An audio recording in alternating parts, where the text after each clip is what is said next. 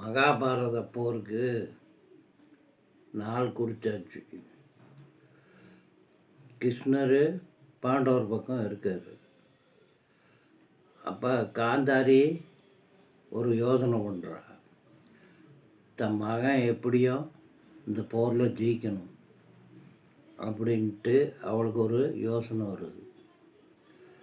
அவள் என்ன பண்ணா, கிருஷ்ணனை கூப்பிட்டா. கிருஷ்ணன் கூப்பிட்டு, கிருஷ்ணா, நான் கல்யாணம் ஆனதுலேருந்து என் கணவருக்கு கண்ணு தெரியாதனால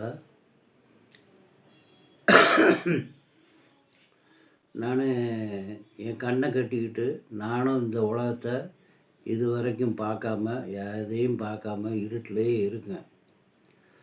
என்ன, என்னோடய கண்ணை திறந்த உடனே அந்த கண்ணோட ஒளி எது மேலே படுதோ இல்லை யார் மேலே படுதோ அவங்க உடம்பு எதாலையும் ஒரு வஜ்ராயுதத்தாலேயே அழிக்க முடியாத அளவுக்கு அந்த ஒளிக்கு ஒரு பவர் இருக்குது. அது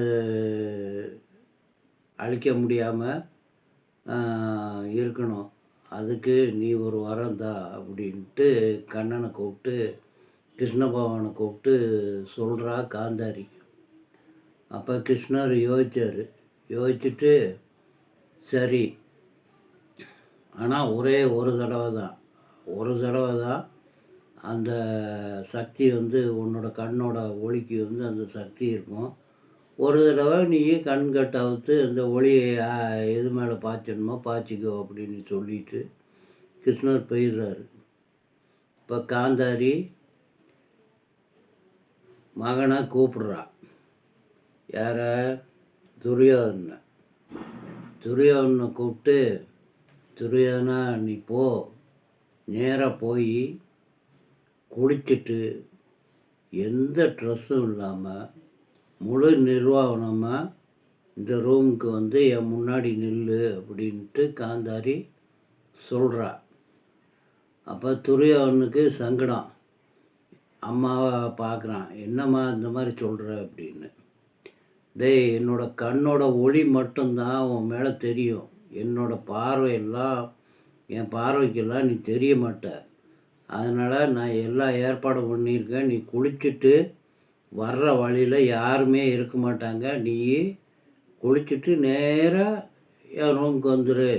எந்த ட்ரெஸ்ஸும் உடம்புல இருக்கக்கூடாது.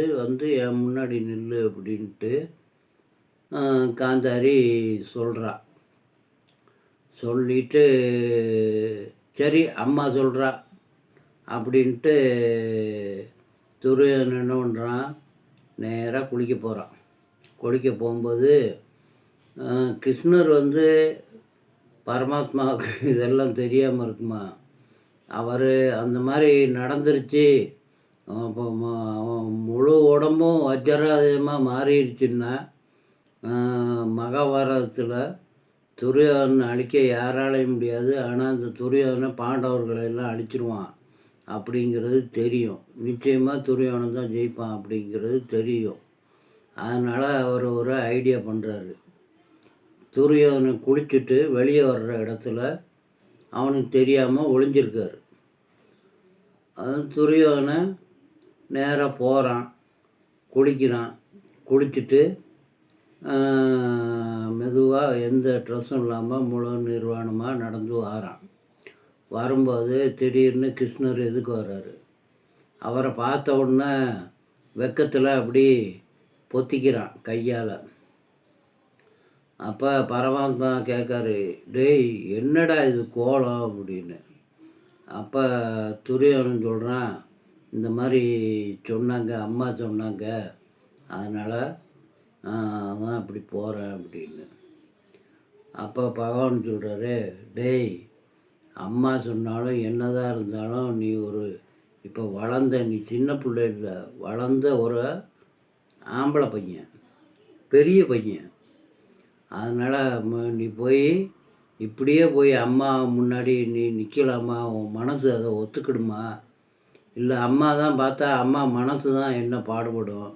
இதெல்லாம் யோசிச்சியா அப்படின்னு. நான் அதெல்லாம் யோசிக்காமல் இல்லை பகவானே, யோசிக்கத்தான் செஞ்சேன். ஆனால் அம்மா ஒரே முடிவாக சொல்லியிருக்காங்க, தீர்க்கமாக சொல்லியிருக்காங்க அப்படின்னு. அவங்க 1000 சொல்லுவாங்கடா, ஆனால் எப்படி நீ போய் நிற்ப? கொஞ்சமாவது அறிவு இல்லாமல் சரி இப்போ உனக்கு என்ன பிரச்சனை? உன் உடம்பு வஜ்ராயமாக ஆகணும் அவ்வளோதானே. அந்த இடத்துல மாத்திரம் ஒரு இலைய, அதாவது வாழை இலை, அந்த இடத்துல மாத்திரம் சுற்றிக்கோ. மீதி எல்லாத்துலேயும் அவங்க பார்வைப்பட்டு உடம்பு அப்படியே வஜ்ராயமாக ஆகட்டும் அப்படின்ட்டு கிருஷ்ணர் சொல்கிறாரு. துரியோனுக்கும் அவர் சொன்னது சரியாக பட்டுச்சு. சரின்ட்டு பார்க்குறான், பக்கத்தில் ஒரு வாழை மரம்.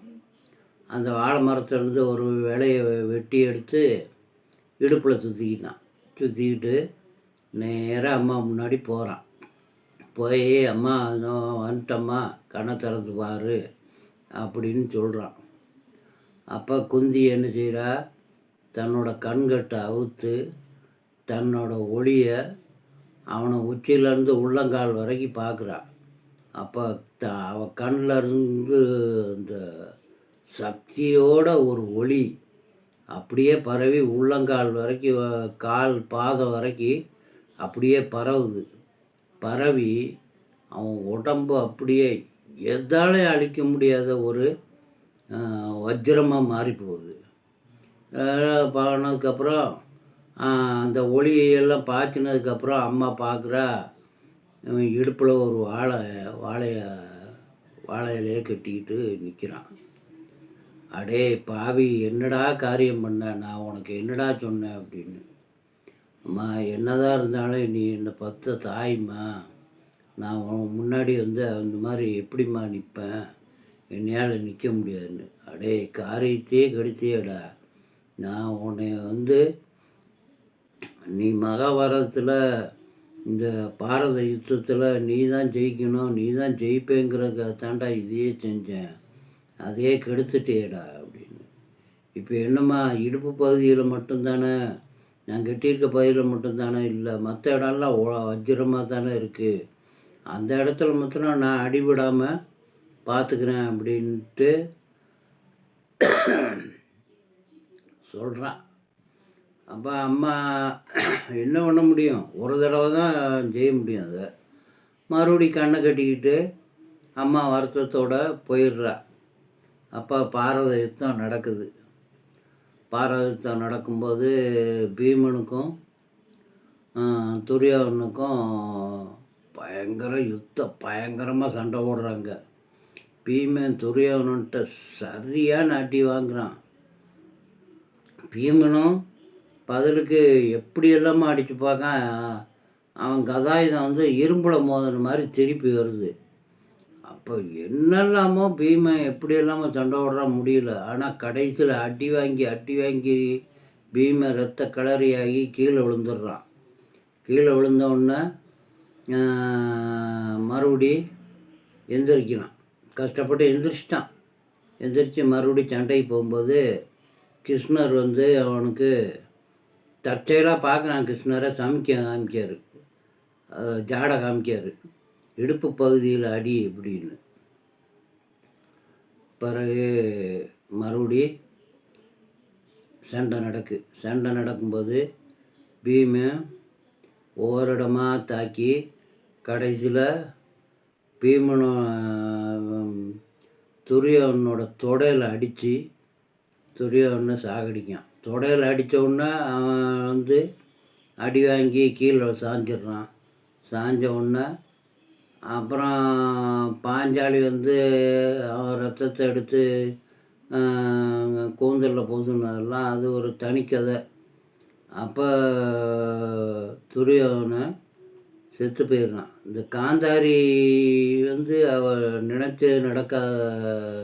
நினச்சி சொன்னது ஒன்று, நடந்தது ஒன்று. கிருஷ்ணபரமாத்மா மாற்றிட்டார். இது மாதிரி ஒரு